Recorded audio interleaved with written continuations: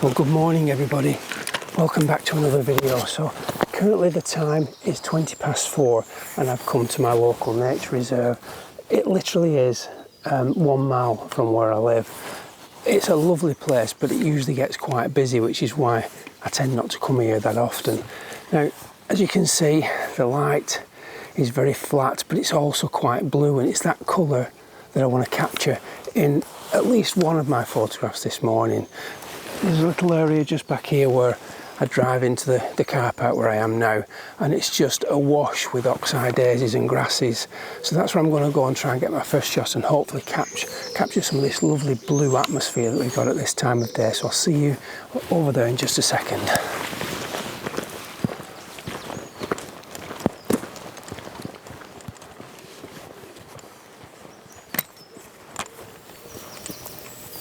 So this is going to be really quite interesting because I wanted the blue light, but what I didn't bank on was the fact that we've got these great big glaring spotlights at the side of the visitor centre.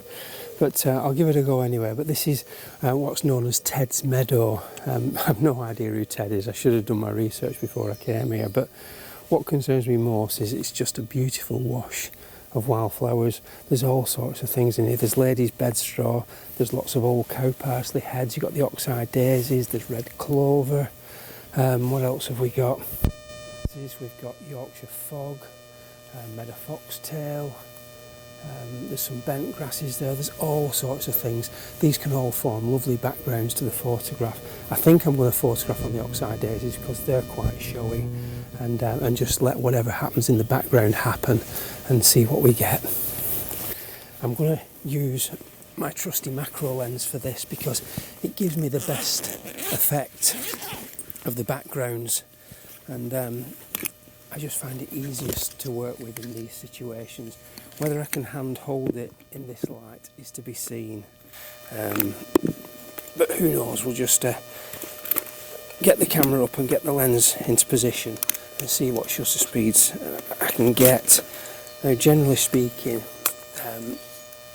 I'm happy to work with this camera up to about 1600 ISO, especially when you've got a busy background.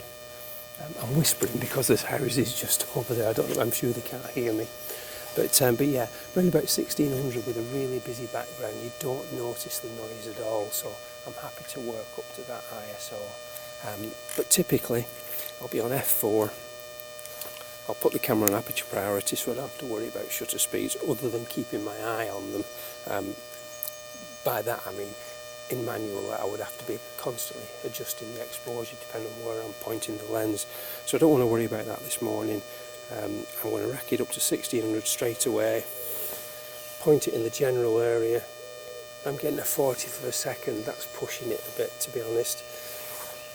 Without image stabilisation, you really need your shutter speeds to be at least as fast as the length of the lens you're using. So I really need 100th of a second to be able to handhold these, so it looks like I'm going to need to use the tripod.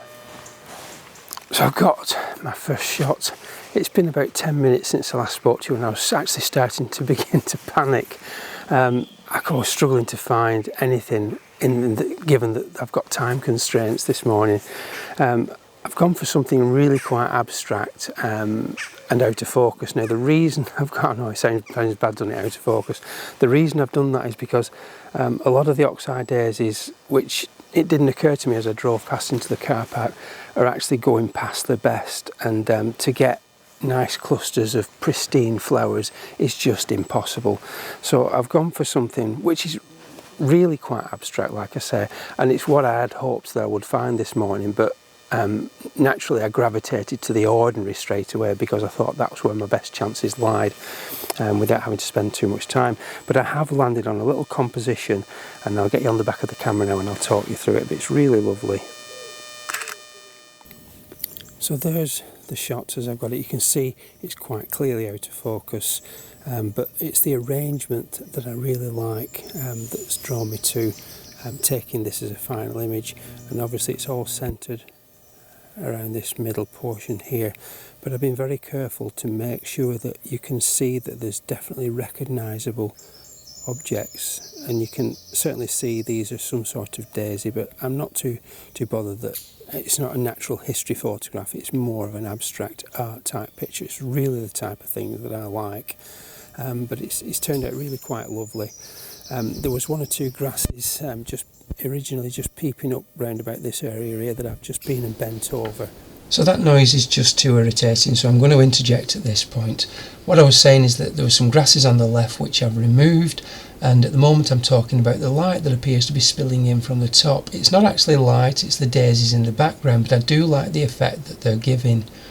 Now, in terms of white balance, this is currently set on daylight, and it's giving a lovely blue feel to the image, but when it came to post-processing I wasn't as keen on it, so I have removed some of that. The ISO is 1600, it's at f4 and 1/60th of a second.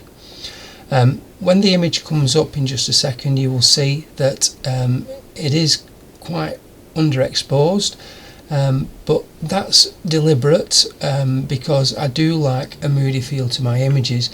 This one is 1 1/3 stops, but again I've taken some of that out in post-processing, so I'll put that image on now.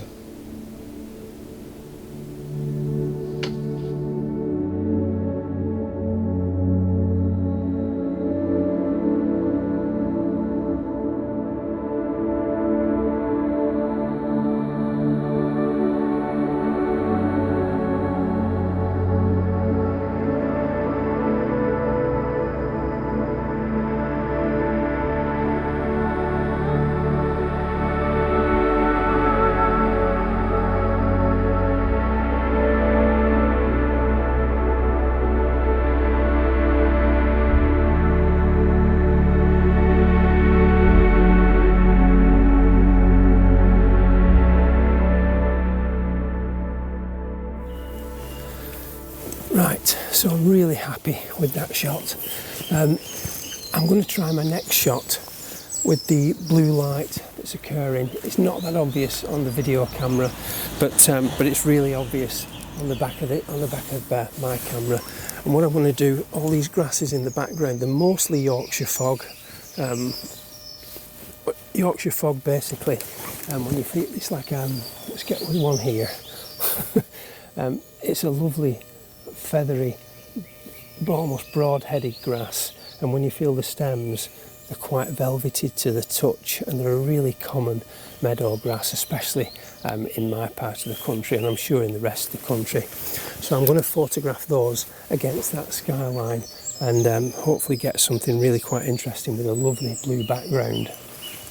So as you can see, I'm using one of my old tried and tested methods of just holding the camera and moving it around. I've got the exposure dialed into -1 1/3 right now, and I'm getting, because I'm shooting against the blue light, I'm getting 2/50th of a second, which is plenty to hand hold. And some really nice patterns as I move the camera around, and it's just a case of just picking them off. I've not got 2-second timer switched on this time.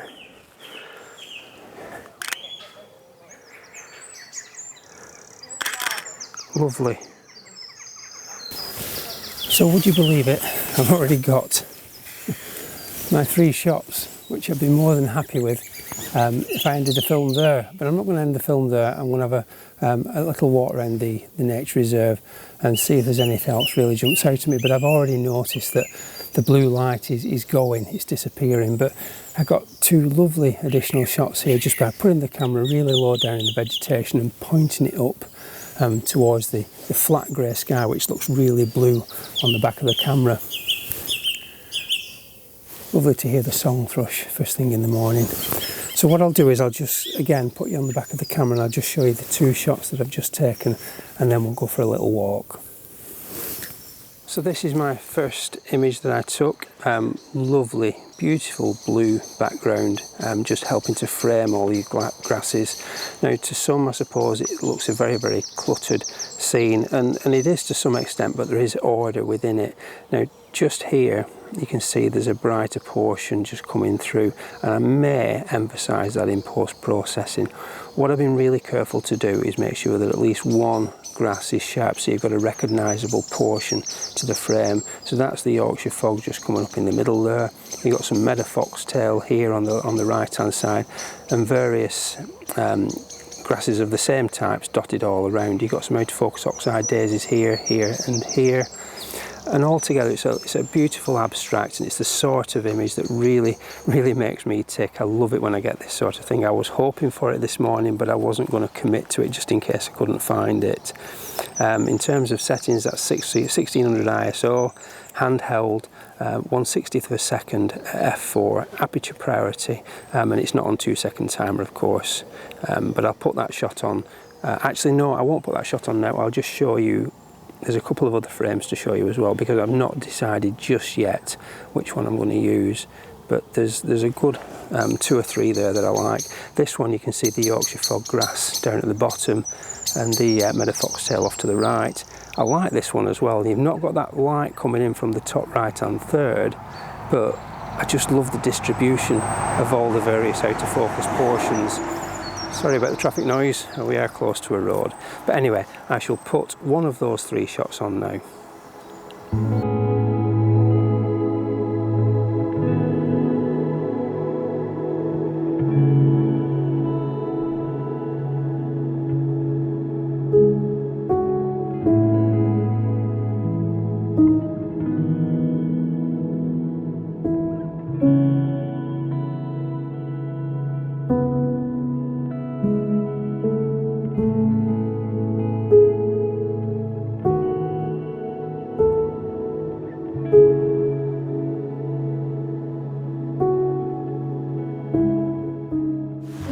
Really lovely, so pleased with that. Nice and easy, literally on my doorstep. The amount of times we travel great distances to take great shots, and yet we only need to look what's right under our noses. It's quite bizarre really that we don't do this more often. So getting the next shot up, I'll start you on that one. I'll put you on the back of the camera now. So this is where my 3rd picture started off live, and it literally is about a foot, something like that, maybe less than a foot from where the last shot was taken. So obviously we've got oxeye daisies and grasses again. It's the, it's the same theme, it's the same location, but just moving the focus in and out, just gently rocking backwards and forwards with the camera in the hand, I started to get some interesting results. And this was the one that I really latched onto. It almost looks like it's underwater, and I've limited the amount of blue light that's coming through and tried to balance that with the vegetation in the foreground. Again, you've got 3 daisies just here, just to give the eye something to focus on. And once I found that, I was desperately trying not to move too much, because I knew I was onto something here. I apologise if on the back of the LCD it's coming through a little bit contrasted. There's more detail in the actual shot than what I think is being shown on the video. But obviously you'll see the main shot in just a second. Now, from that last one, you can see it's a little bit left-hand heavy, so I moved over to the right just to balance those daisies. And overall, I was really happy with this composition. It's such a beautiful shot. Now on this one, I've got all 3 of the daisies in clear focus. I'm not overly keen on that little patch of clear there, but you can't have everything. But again, it's just such a lovely, peaceful scene, and I think that is my favourite. I've got a nice balance of vegetation, but I'll have a look at those on the PC and I'll put the best one on. Now, just incidentally, the settings are exactly the same as the last one.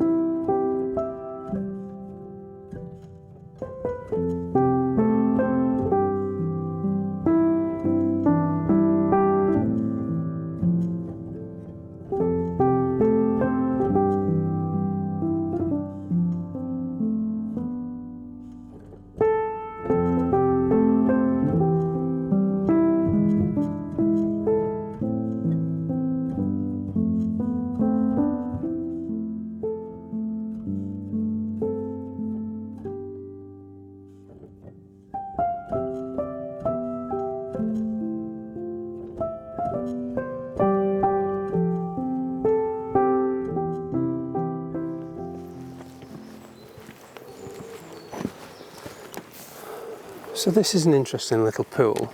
It's completely man-made, of course, and I'm sure that they've built it with kids in mind.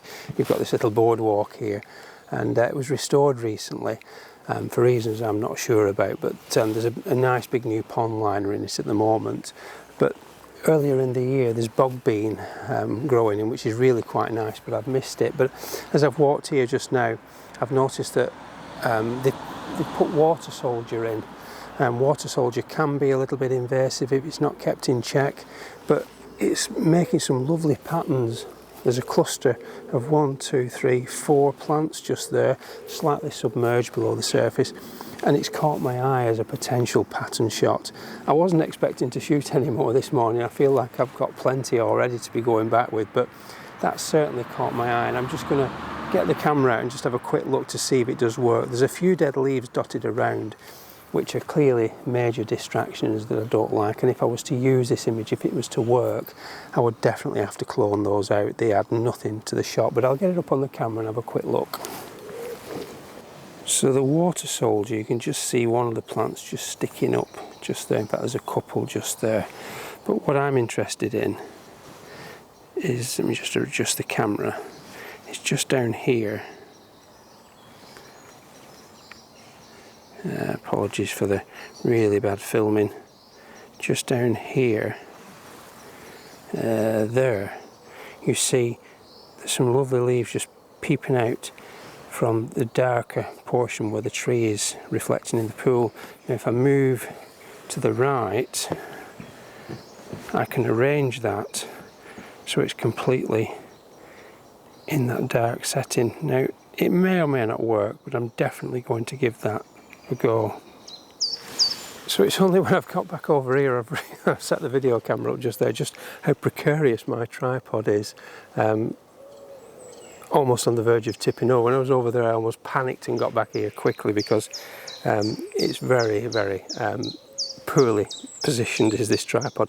Take no notice of what I've done here. But anyway, I risked it, I didn't know about it, and I've managed to get away with it. And I'm going to leave it there because it's in position, and obviously it's safe now because I'm back here. So it looks like it really does look like it's going to make a nice image, does this. What I've done is I've got my 160mm lens on here because I wanted to make sure that I could get really close and intimate to the water soldier and just have nothing else but just that.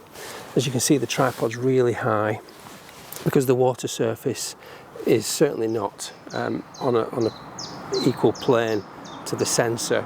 I've gone as high as I could and I've stopped the lens down to f19. As luck would have it, the back portions of the water soldier are underwater, so it doesn't really matter that I've not got depth of field 100% right through the scene. I'm on manual exposure and I've underexposed by 3/4 of a stop, and the reason I've done that is because there's quite a lot of difference between the lighter green portions of the plant and the dark portions underneath, and I really don't want to burn out any of the light portions. I want it to look quite moody and just have those bright portions really striking out in the image as almost like flashes of colour. But that's really quite nice. It certainly looks good on the back of the camera. It's definitely better if it's underexposed and you just see those, like I say, those flashes of colour. Any brighter it just doesn't work.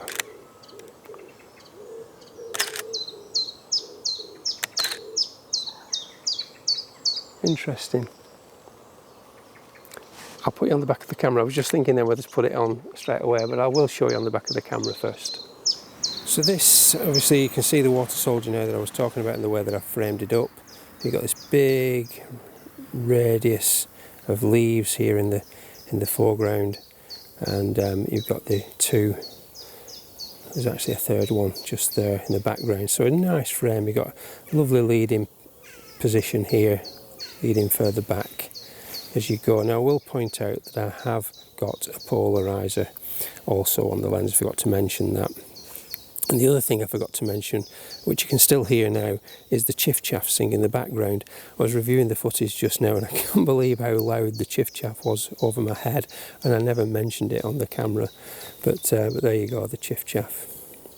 So, second shot, much darker, much moodier, and now you can really see these splashes of colour that I was talking about.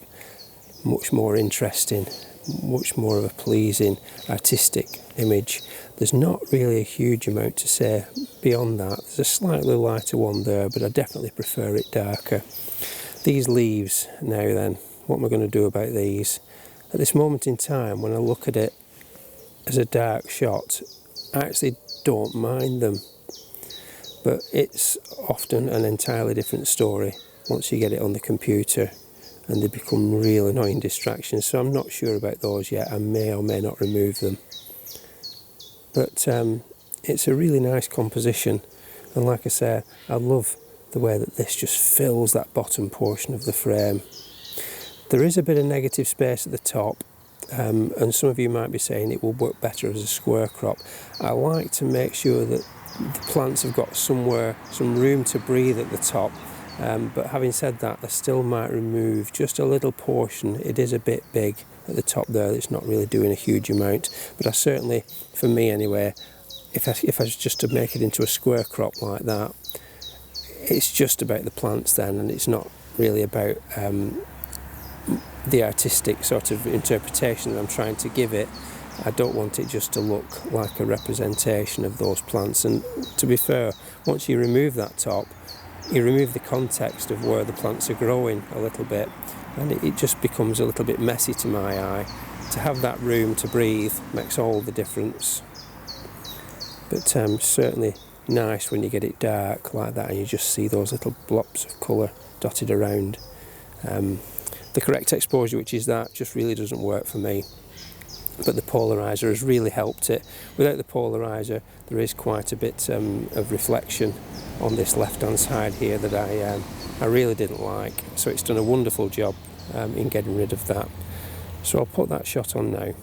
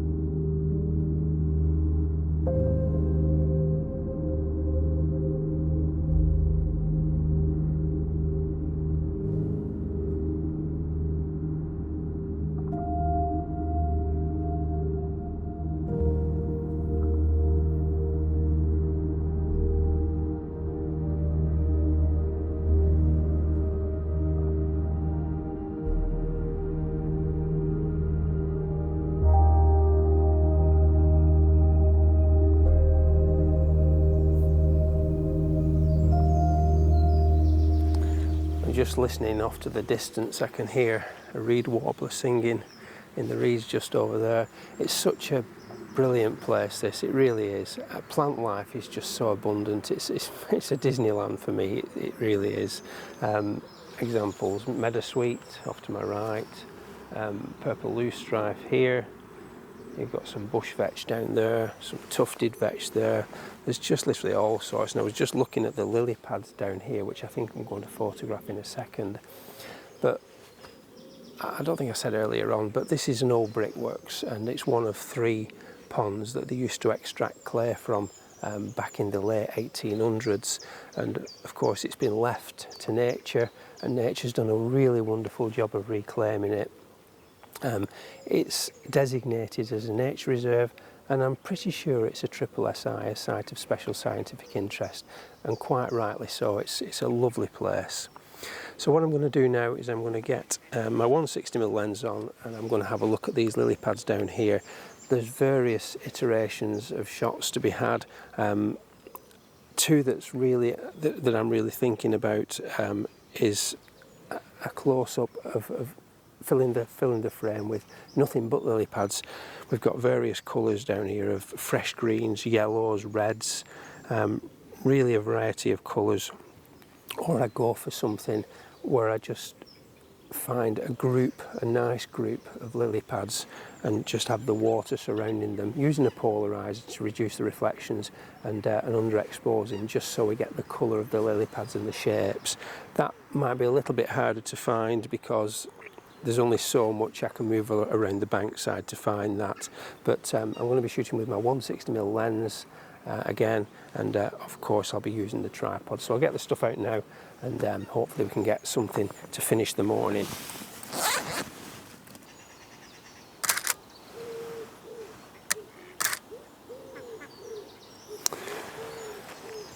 So I've got my shot. That wasn't easy, I have to say.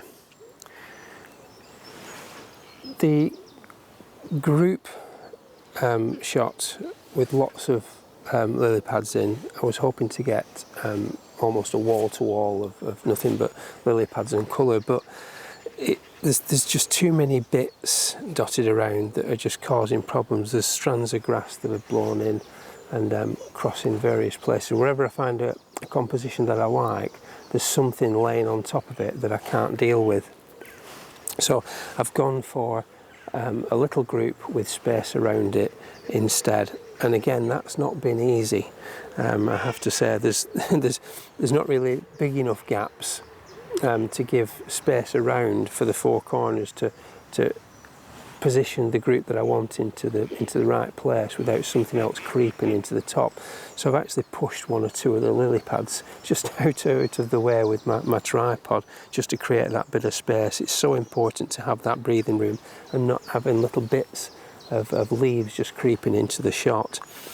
Am I 100% happy with the composition? I think it could be better, but overall I'm reasonably pleased with it. It's pretty good. It's probably the best that I've got of this version, of this type of shot, should I say.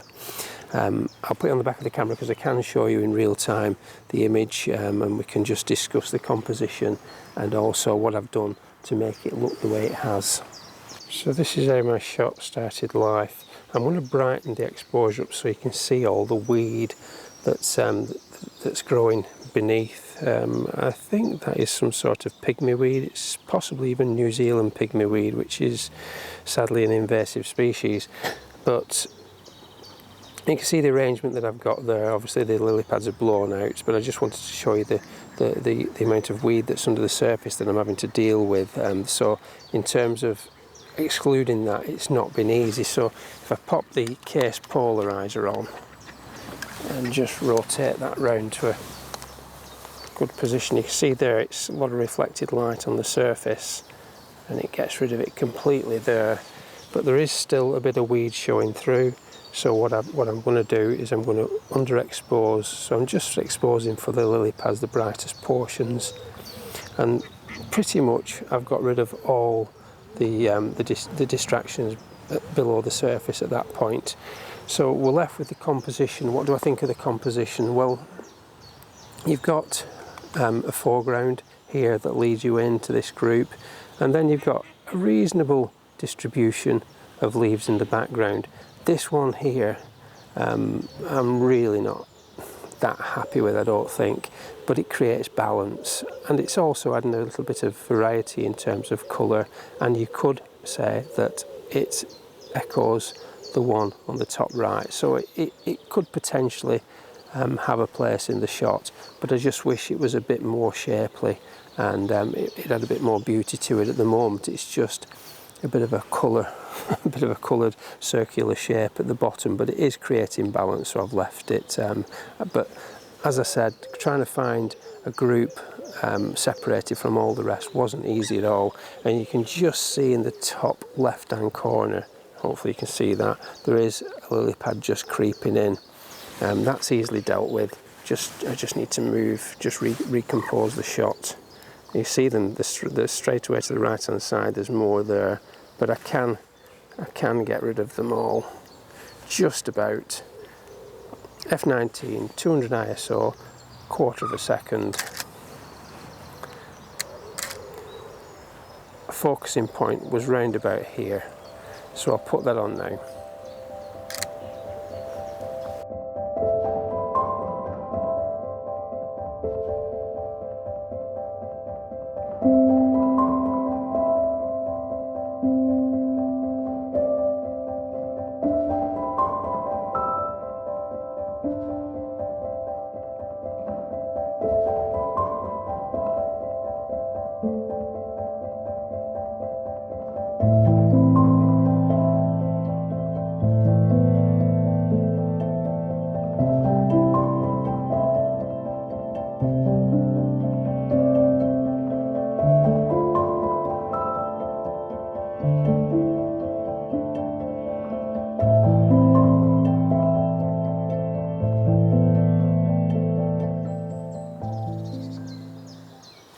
That wind is certainly picking up. That was forecast for the rest of the day, along with some quite heavy showers. So I'm going to leave it right there. I'm going to call it a day. I've had a fantastic morning. The 3 images that I got at the start, absolutely love those. The water soldier and the lily pads, I think the water soldier could come out quite well. I think the lily pads is going to be a little bit more work in progress, but I'm going to put those main 3 on that I came for now. Those are the main ones for the film, the lovely abstracts with the blue light. In terms of going forward, I'm actually now bringing the YouTube membership to an end, and I'm moving everything over to Patreon, where I feel a little bit better connected to members. You can join Patreon, you can really support the channel and help the channel by joining that for as little as 99 pence per month. As always, if you're not a subscriber, please don't forget to subscribe and leave some comments below. Let me know what you think of today's images and give the video a nice big thumbs up. So until next time, I will see you all in the next one. Bye for now.